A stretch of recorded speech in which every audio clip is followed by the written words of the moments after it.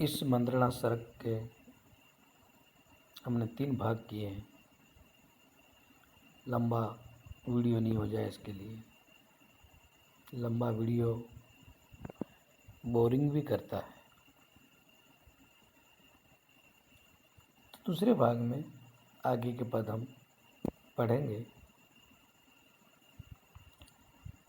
सची के मत की जब बात की तो सची ने जो कहा वो अगले पद में हमने पढ़ा था।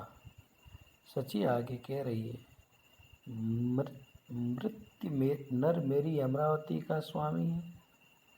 मृत्यु लोक का मनुष्य आज मेरे स्वर्ग का मालिक है। कठिन तपस्वी वह किंतु क्रूर कामी है। भले ही वह कठिन तपस्वी रहा किंतु वह बड़ा क्रूर और काम वासना से घिरा हुआ है। दूसरे का पुण्य बने पाप एक जन का। किसी का पुण्य दूसरे व्यक्ति का पाप बन सकता है? तो भी क्या उपाय नहीं उसके समन का? तो भी क्या उसके समन का उपाय नहीं? जो कोई पाप हो गया उसके समन का कोई न कोई उपाय तो होना चाहिए। नर के बिना क्या नष्ट सारा सुर कार्य था। इंद्राणी बहुत गुस्से में देवताओं को और देवगुरु को खरी खोटी खोटी सुना रही है। क्या बिना मनुष्य के सारा देवताओं का काम ठप पड़ जाता, नष्ट हो जाता? सेवक को स्वामी कर लेना अनिवार्य था। अरे जो हमारी सेवा करते हैं मनुष्य, छीची लोग, जैसे आजकल अगड़ी जाति वाले कहते हैं ना कि हमारे जूते साफ करने वाले आज हमारे सामने कुर्सी पर बैठे हैं। आज की नहीं, देवताओं के ज़माने की चली आ रही है बात। सेवक को स्वामी कर लेना अनिवार्य था। जो सेवक था उसे मालिक बना देना अनिवार्य था, जरूरी था। हाय महादेवी बोले व्यथित वरुणियों। और तुरंत दुखी वरुण देव बोले, हाय महादेवी, अरे महादेवी, अपने ही ऊपर क्यों आप निष्करुणी हो? अपने ही ऊपर आप क्यों इतनी करुणा निष्करुण मतलब कठोर हो रही हो? मारा जिस वज्र ने है वृत्र को अभी अभी जिस वज्र ने वृत्र को मारा है, होता नहीं निष्फल प्रयोग जिसका प्रयोग कभी भी निष्फल नहीं होता।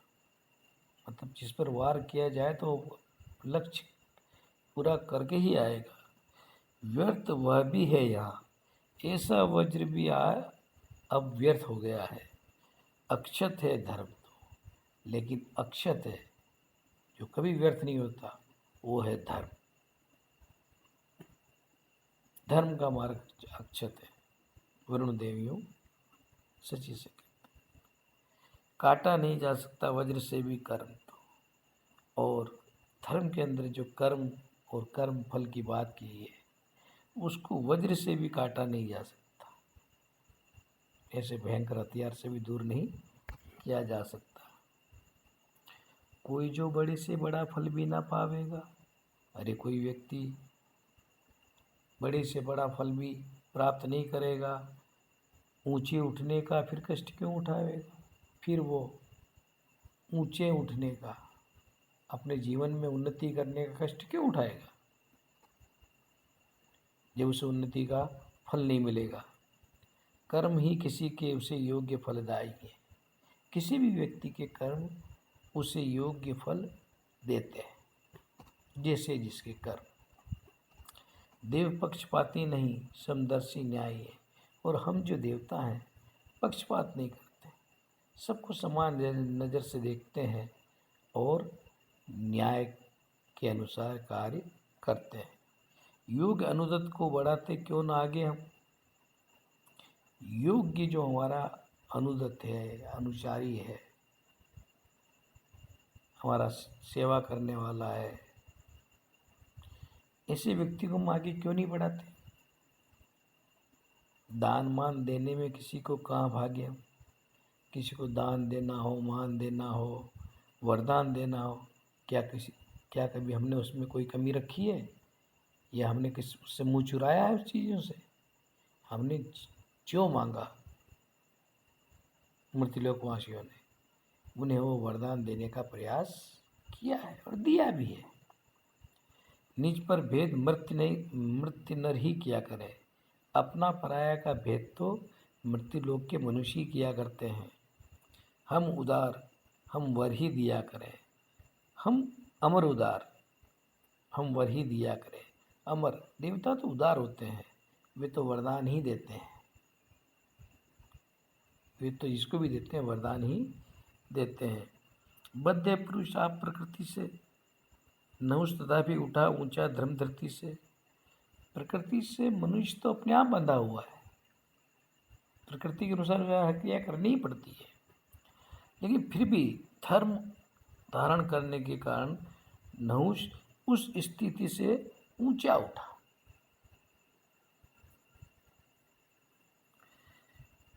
हमने देखा ही गुण ग्राहकता मात्र ही, हमने तो सिर्फ गुणों की कद्र करना का अपने स्वभाव का ही परिचय दिया है कि भाई हम भी गुणों की इज्जत करते हैं, गुणों को मानते हैं, उसमें गुण थे और उसको हमने सम्मान किया।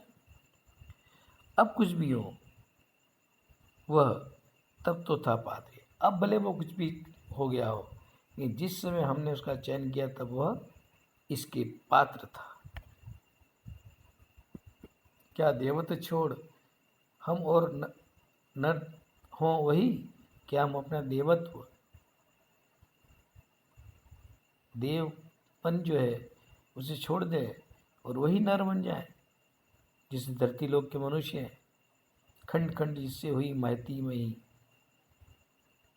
जिससे बड़ी सी धरती टुकड़े टुकड़े होकर रह गई, टुकड़े टुकड़े में बटे हुए लोग हैं धरती के, छोटे छोटे राज्यों में, राष्ट्रों में, द्वीपों में, ये चीज़ें पौराणिक ग्रंथों का आधुनिक अर्थ में कवि वापस अनुसंधान करता है तो वो ये आधुनिक चीज़ों को थोड़ा इसके अंदर जोड़ता भी है। आज संसार कितने टुकड़ों में विभाजित है, कितने देश हैं, उंगलियों पे गिने जा सके, मतलब ये समझो कि शहर जितने बड़े देश भी हैं। वही बात यहाँ वरुण देव कर रहे हैं कि हम भी ऐसे बन जाएं, टुकड़ों में बढ़ जाएं, जो न एक सार्वभौम भाषा भी बना सके। ओह, मनुष्य का तो और लो, वे पूरी धरती के लिए एक भाषा नहीं बना सके। गुप्त जी को इस चीज़ की चिंता थी, पूरी धरती की एक भाषा बनाने की। विचार तो गुप्त जी के ही है, कहे भले वे वो रहे हैं वरुण देव, अरे हम तो भारत की भी एक भाषा नहीं बना पाए। आज वजह यूँ कि किसी भाषा को मुख्य भाषा के रूप में चयन करते तो दूसरे भाषी लोग उसको बड़ी शंका की दृष्टि से देखते हैं कि ये लोग हम पर हावी हो जाए। यानी हमने विश्वास पूरे देश में अन्य भाषा भाषी प्रांतों का विश्वास नहीं जीत पाया, न सरकार जीत पाई है और न ही यहाँ के लोग जीत पाए हैं, जो बहुत बड़े भूभाग में बोली जाती है, वैसे लोग भी अभी तक नहीं जीत पाए। और दूसरा, जो राज्य विरोध करते हैं उनकी राजनीति भी उस विरोध पे ही टिकी है, तो वो भी मतलब इसको आगे नहीं बढ़ने देते। ये तो बात वर्तमान की है, लेकिन यही बात वरुण देव कर रहे हैं कि जो अपनी सार्वभौम भाषा भी नहीं बना सके, जान सका पर की न अपनी जना सका, न दूसरों की मन की बात जान सका और न अपनी बात उसे जना सका, बता सका। भाषा समझते होते एक दूसरे को बतावे ना कि क्या कहना चाहता हूँ, वो भी क्या समझ रहा है। भूल हम भी क्या एक वाणी बहुभाषियों, हम भी क्या एक वाणी जो हमारी है उसे भूल जाएं और अनेक भाषाएं बोलने लगे। कौन सी वाणी? देववाणी। अनुसंधान करना, ऐसी कोई वाणी थी ही नहीं, कि सबसे प्राचीन जो लिपि मिली है वह पाली भाषा की मिली, संस्कृत के तो ग्रंथ ही मिले। भूले विश्व भाव अपने ही अभिलाषियों, विश्व भाव यानी वसुधैव कुटुंबकम का भाव भूलकर हम अपने व्यक्तिगत स्वार्थ के ही अंदर निहित रहें, उसी की इच्छा करते रहें। राज्य देश की मानी जन्मभूमि कह के घेरे में घिरे से लड़े आपस में रहे, मेरा राज्य, मेरा देश अथवा मेरी जन्मभूमि, ऐसा कह के अगर हम किसी बाड़े में बन जाएं और आपस में रह कर लड़ते रहें, ऐसा करें। हाय उपमेय हो, क्या हम उपमान से, क्या हम उपमान हैं, यानी लोग हमें उपमान के रूप में इस्तेमाल करते हैं, उसकी जगह हम उपमेय बन जाएं, यानी हमारा उदाहरण दिया जाता है तो हम किसी की हम किसी को उदाहरण मानने लगे। मर हो अमर से या क्षुद्र हो महान से, हम अमर से मृत बन जाएं या महान से क्षुद्र बन जाएं। दर्प दंभ और ऊंच नीच करते रहें, हम दर्प अभिमान, दंभ, घमंड और ऊंच नीच का भाव करते रहें। दुख से ही जीते, दुख से ही मरते रहें, और दुख में ही जीते रहें और दुख में ही मरते रहें। बात तो प्रसंगानुकूल है, आज की स्थिति में फिट बैठती है बात। इसलिए मैं कभी कभी पढ़ाते पढ़ाते ये कहता जाता हूँ कि जो भी पौराणिक या ऐतिहासिक या कोई भी ऐसी घटना जब कभी वापस रखता है तो वो सामयिक परिप्रेक्ष्य में उसको दिखाना चाहता है। आगे चलते हैं, चलो अब ये यहीं खत्म।